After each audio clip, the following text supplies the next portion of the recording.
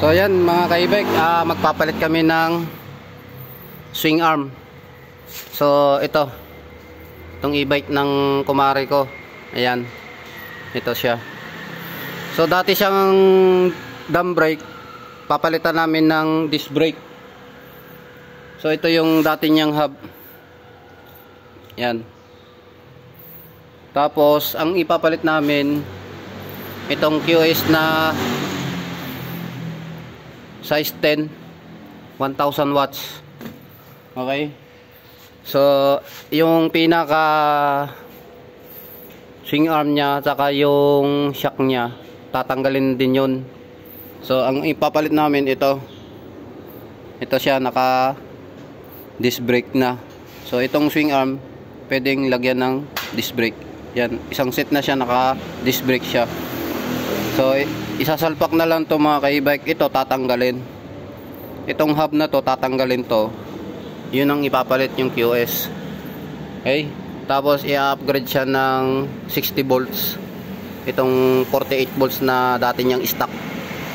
So ang ilalagay naman dito na controller, itong Nanjing na 70 to 50 amperes. So ipoprogram na lang ng kasama ko to pag naisalpak na ng 60 volts. Yan. Ito yung dati niyang stock na controller. Yan. Ito. So yan, ginagawa na ng kumpare ko to. Kasi ang may-ari nito yung misis niya. Yung Dio naman mga kaibag, ito, ang nangyari naman dito, sira yung bearing niya. So ito yung bearing niya mga kaibag, oh. Ito yung sa taas. Tapos yung sa may baba niya, nahulog na yung mga bearing na ganito. So wala na siyang pinaka housing. So ito na yung natira niya. Ayan. Malalaki ba yan? Ayan, pwede yan. So ito na nga siya. Nabaklas na namin yan.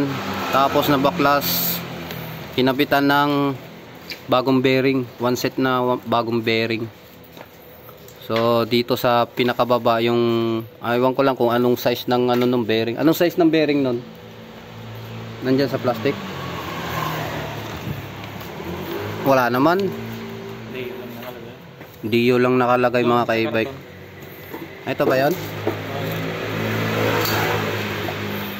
Wala ding size.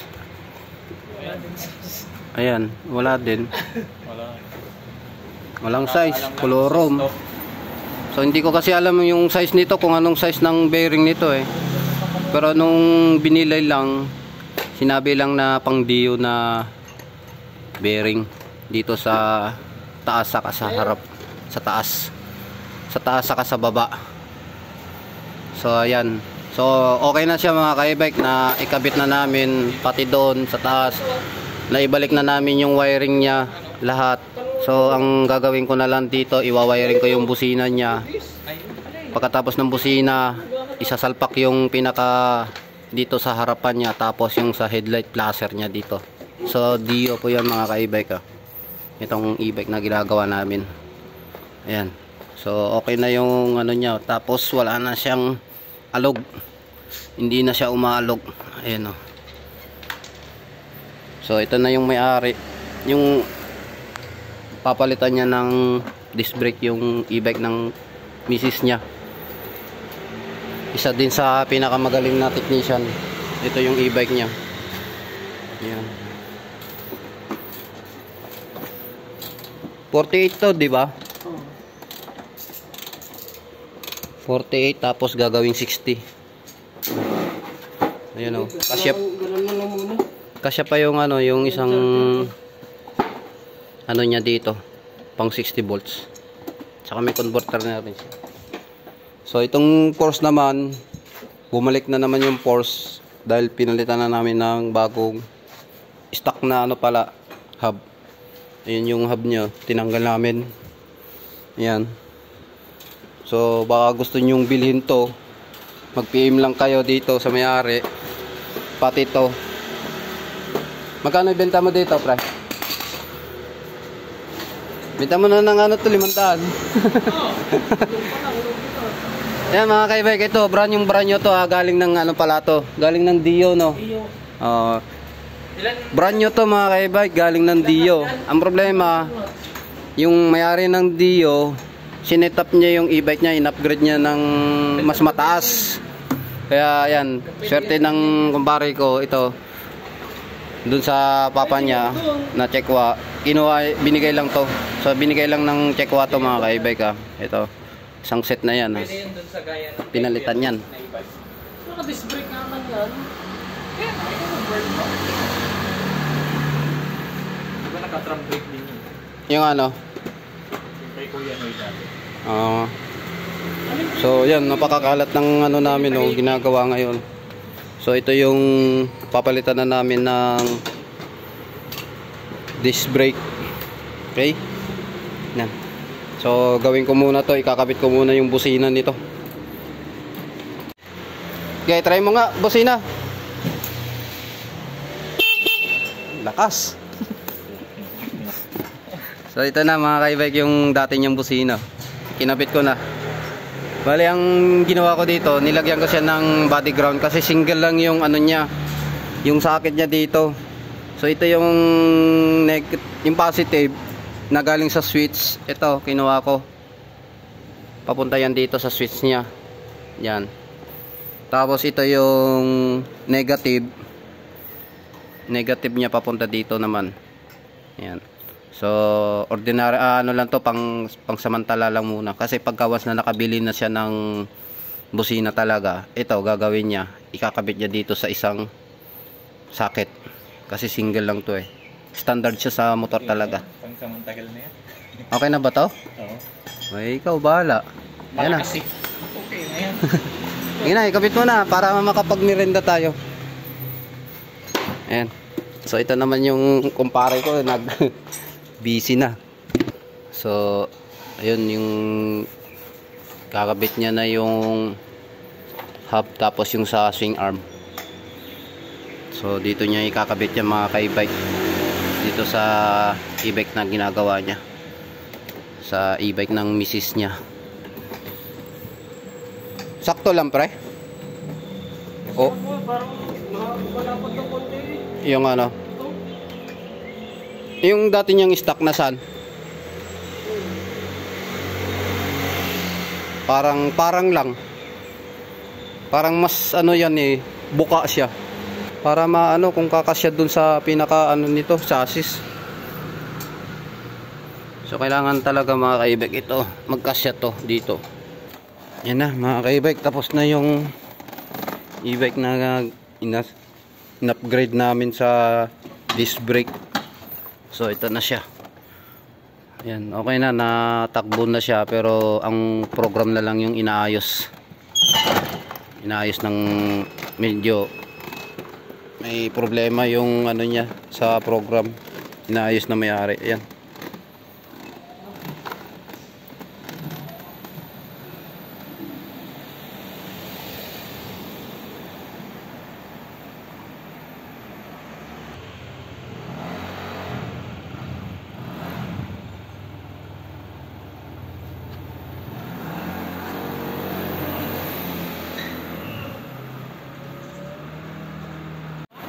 Baka sa hub yan. Sa hub yan.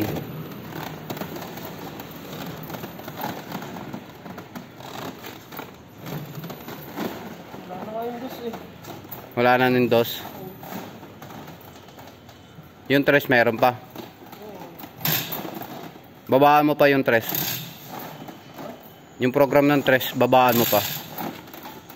Panasan ko nga yung dos. Ay di taasan mo yung ano, yung tres niya.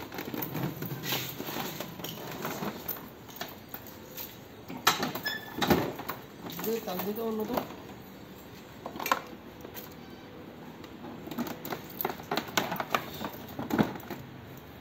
Yung tres. Sabi ko mabilis ko matulog. Sabi kasi ako sa liya. Ha? Hindi ko masabi kung mabilis na ano. Mabagal.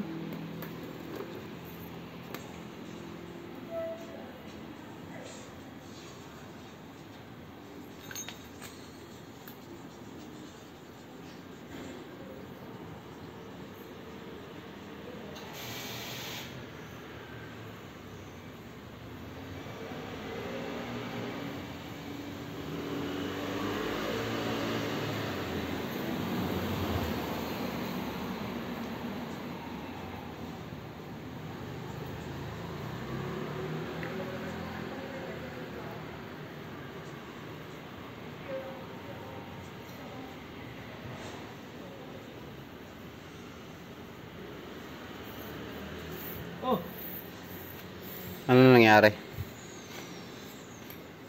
Ba't na bago?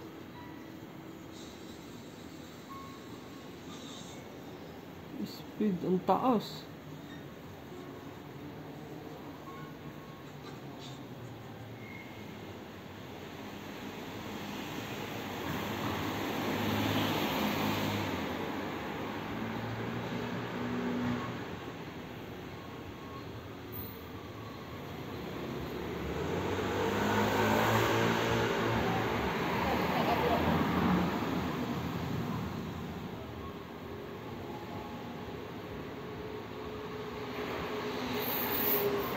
So ayan guys, inaayos pa yung ano niya, yung sa may speed niya.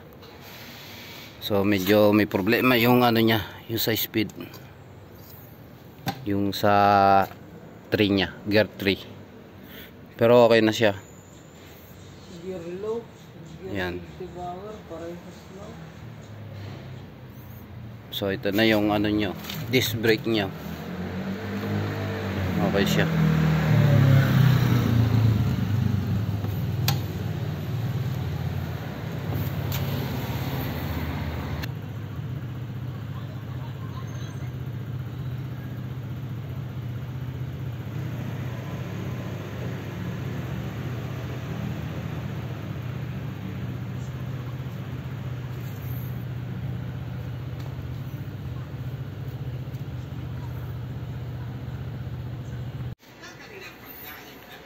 So yan na mga ka-e-bike, tapos na yung e-bike na ginawa namin.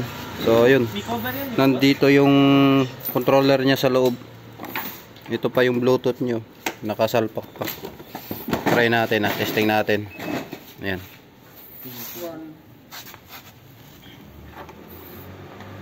Naka ano, pero i-throttle ko Ayan.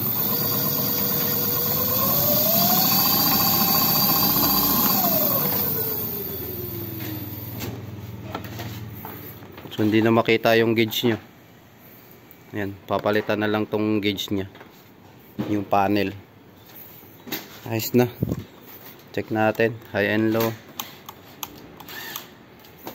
Tapos flasher. Ayan. Sa kabila, mayroon din. Sa likod, busina. Ayos na.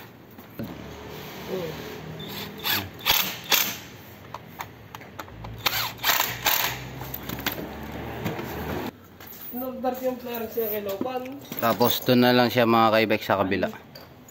Para matapos na. Player siya ang bago nito. So yan, inabot na kami talaga ng gabi. Gawa ng... Isang set na ganyan. Ito kasi mga ka-e-bike. Ito kanina, pinalitan ko siya ng ano, ng bearing doon sa loob. Ayan, yung pinakatipos niya. Tapos yung force na yon, yun, ginawa na rin namin yan. Tapos na rin yan. So natapos na rin yung force. Tapos sinunod namin to. Hinuli namin to. Na sinetap namin. Pang disc brake na. Hindi na siya drum brake. So ito na yung disc brake niya. Ayan. Sagad pre sa dulo. Nakasagad yung kabila eh.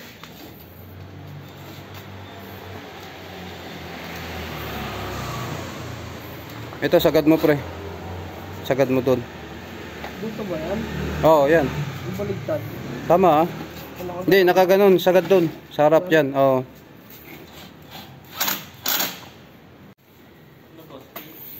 So yan na mga ka-e-bike. Tapos na yung ano niya.